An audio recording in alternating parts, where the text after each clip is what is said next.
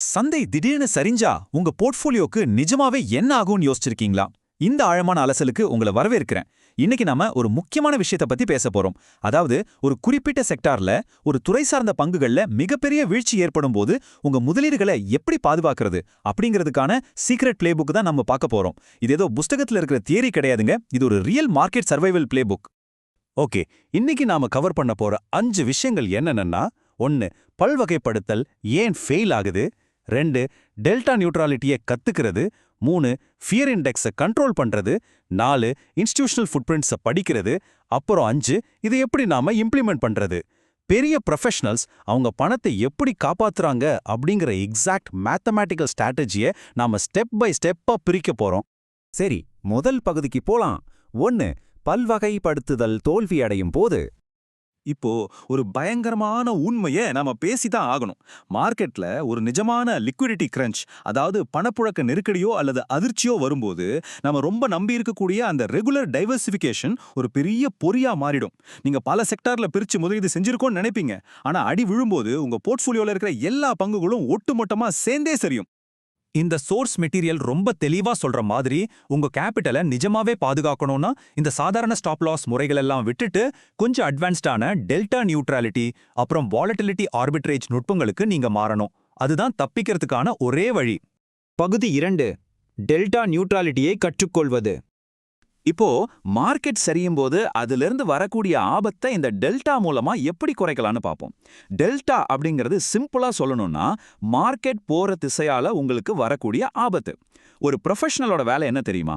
அவங்க போர்ட்ஃபோலியோல இருக்கிற positive negative டெல்டாக்கள் எல்லாத்தையும் கூட்டி அதை கரெக்டா ஜீரோவுக்கு கொண்டு வர்றது தான். இதை கொஞ்சம் பிராக்டிக்கலா பார்ப்போம். இப்போ உங்ககிட்ட பேக்கிங் ஸ்டாக்ஸ் நிறையா இருக்குன்னு வைங்க, உங்களுக்கு லாங் டெல்டா ரிஸ்க் இருக்குன்னு அர்த்தம். இதை பேலன்ஸ் பண்ண நீங்க அந்த செக்டார் ஃபியூச்சர்ஸை ஷார்ட் பண்ணணும், இல்லைனா out of the money put ஆப்ஷன்ஸை வாங்கணும். இதுக்கு பேரு தான் ஷார்ட் டெல்டா பாதுகாப்பு. இதுல முக்கியமான லாஜிக் என்னன்னா, அந்த செக்டார் கீழே விழ நீங்க வாங்கின புட் ஆப்ஷன்ஸ் நெகட்டிவ் டெல்டாவா மாறும். ஸோ உங்க பங்குகள்ல நஷ்டம் வந்தாலும் இந்த ஆப்ஷன்ஸ் லாபம் கொடுத்து அந்த நஷ்டத்தை மேத்தமேட்டிக்கலா அப்படியே ஈடு செஞ்சிடும். சூப்பர்ல? ஓகே, பகுதி 3க்கு போலாம். ஃபியர் இண்டெக்ஸை கட்டுப்படுத்துவது. மார்க்கெட்ல ஒட்டுமொத்தமா ஒரு பேனிக், ஒரு பீதி வரும்போது என்ன ஆகுதுன்னு பார்ப்போம்.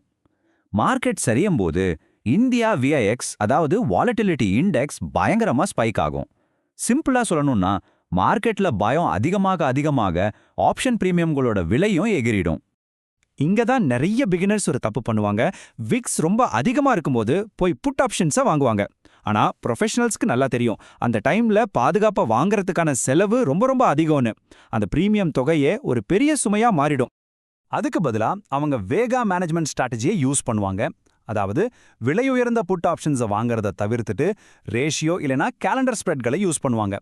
சந்தை விலைக்கு பக்கத்துல இருக்கிற அதிக வேக ஆப்ஷன்ஸை வித்துட்டு அதுல வர்ற காசை வச்சு தள்ளி இருக்கிற ஓடிஎம் ஆப்ஷன்ஸை வாங்குவாங்க. இதனால அவங்க செலவு அழகா பேலன்ஸ் ஆயிடும். பகுதி 4. நிறுவனங்களின் தடயங்களை படிப்பது. சரி, இதெல்லாம் மேக்ஸ். ஆனா திரைக்கு பின்னாடி பெரிய பெரிய இன்ஸ்டிடியூஷனல் பிளேயர்ஸ் என்ன பண்றாங்கன்னு நமக்கு எப்படி தெரியும்? அதுக்கு நாம ஓப்பன் இன்ட்ரெஸ்ட் அப்புறம் புட் கால் ரேஷியோவை கவனிக்கணும். இந்த டேட்டா எல்லாமே பெரிய நிறுவனங்களோட பணப்புழக்கத்தை காட்டுற உண்மையான கால் தடங்கள் மாதிரி. இந்த வித்தியாசத்தை பாருங்க. விலை குறையும் போது ஓப்பன் இன்ட்ரெஸ்டும் குறைஞ்சா பயந்து போன பலவீனமான முதலீட்டாளர்கள் வெளியேறாங்கன்னு அர்த்தம். ஆனா விலை குறையும் போது ஓப்பன் இன்ட்ரெஸ்ட் அதிகரிச்சா அங்க ரொம்ப அக்ரெசிவான ஷார்ட் செல்லர்ஸ் கண்ட்ரோல் எடுத்திருக்காங்கன்னு அர்த்தம். இது ரொம்ப முக்கியமான பாயிண்ட். இந்த ஓப்பன் இன்ட்ரெஸ்ட் ஷிஃப்ட்ஸை நீங்க ட்ராக் பண்றது மூலியமா கால் ஆப்ஷன்ஸ்ல நிறுவனங்கள் எங்க ஒரு புது உச்சவரம்பு உருவாக்குறாங்க, புட் ஆப்ஷன்ஸ்ல எங்க ஒரு புது தரைமட்டத்தை செட் பண்றாங்க அப்படிங்கறத நீங்க ரொம்ப கிளியரா பார்க்க முடியும். இதையெல்லாம் பேலன்ஸ் பண்ண வல்லுநர்கள் 3 அட்வான்ஸ்டான கிரீக் ஸ்ட்ராட்டஜிஸை யூஸ் பண்ணுவாங்க. வீழ்ச்சியோட தொடக்கத்துல லாபம் அடைய லாங் காமா, ரிஸ்க தொடர்ந்து ஜீரோவா வச்சுக்க டெல்டா ஹெட்ஜிங், அப்புறம் விக்ஸ் கூல் டவுன் ஆகும்போது லாபத்தை எடுக்க வாலட்டிலிட்டி ஆர்பிட்ராஜிங். செம்ம இல்ல? கடைசியா பகுதி 5, இதை செயல்படுத்தும் முறை. இப்போ நம்ம பார்த்த எல்லாத்தையும் சேர்த்து உங்களுக்கான 4 ஸ்டெப் ஆக்ஷன் பிளானா தர்றேன். ஸ்டெப் 1, நிஃப்டி பேங்க் மாதிரி இண்டெக்ஸ்ல சப்போர்ட் பிரேக் ஆகுதான்னு பாருங்க. ஸ்டெப் 2, உங்களோட டோட்டல் டெல்டா எக்ஸ்போஷரை கால்குலேட் பண்ணுங்க. ஸ்டெப் 3, நெட் டெல்டாவை ஜீரோவாக்க ஆப்ஷன்ஸை யூஸ் பண்ணுங்க. அண்ட் ஸ்டெப் 4, விஐஎக்ஸை தொடர்ந்து வாட்ச் பண்ணிட்டே இருங்க. விஐஎக்ஸை பத்தி பேசும்போது நீங்க ஞாபகம் வச்சுக்க வேண்டிய மேஜிக் நம்பர் 20லிருந்து 22. இந்த நம்பரை விக்ஸ் தாண்டிடுச்சுன்னா நீங்க ப்ரொடெக்ஷன் வாங்கறத நிறுத்திட்டு உங்க ரிஸ்கை ஸ்ப்ரெட் பண்றதுக்கு உடனே மாறிடணும். இல்லனா பிரீமியமுக்கு அதிகமா பே பண்ணிடுவீங்க. இந்த சின்ன சின்ன அட்ஜஸ்ட்மெண்ட்ஸ் பண்றது மூலமா மார்க்கெட்ல எவ்ளோ பெரிய சரிவு வந்தாலும் உங்க பணம் ரொம்ப பாதுகாப்பா இருக்கும். ஒரு செக்டார் கிராஷை நீங்க ரொம்ப ஈஸியா ஒரு மேத்தமேட்டிக்கல் ஈக்குலிபிரியமா, அதாவது ஒரு கணித சமநிலையா மாத்திரலாம். சோ இந்த அலசலோட முடிவுல உங்ககிட்ட நான் ஒரு கேள்வி கேட்க விரும்புறேன். இன்னைக்கு உங்க போர்ட்ஃபோலியோவை எடுத்து பாருங்க. அடுத்த முறை மார்க்கெட் சரியும் போது நீங்க மேத்தமேட்டிக்கலா பாதுகாப்பா இருக்கீங்களா?